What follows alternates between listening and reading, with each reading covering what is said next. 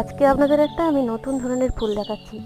যদিও এটা ফুল গাছ বলা যেতে পারে না, এটা হচ্ছে বিলাতি পুঁইয়ের গাছ। এই পুঁই গাছ রান্না করে খাওয়া হয়, খেতে খুব সুন্দর লাগে। তো এই গাছের ফুলটা এত সুন্দর দেখতে হয়, তাই আমি চটপট তুলে নিলাম আর আপনাদের দেখাচ্ছি। খুব সুন্দর দেখতে না? গাছের সঙ্গে ফুলগুলো এত সুন্দর লাগে, গোলাপি গোলাপি।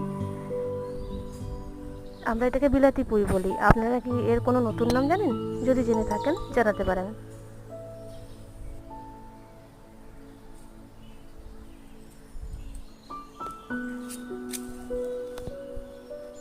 ধন্যবাদ।